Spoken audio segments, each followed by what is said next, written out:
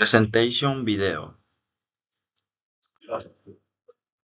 Hello everyone, my name is Luis Miguel Arteaga Aldana. I am 18 years old and today want to talk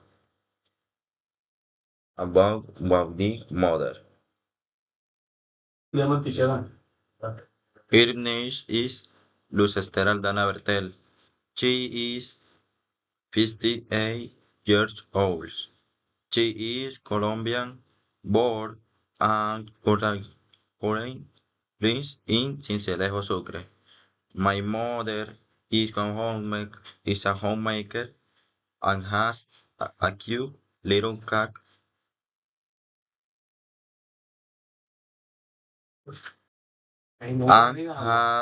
named Golondrina as a pet. She is very to animal. Solo is a cat that has living with us for more than 4 years.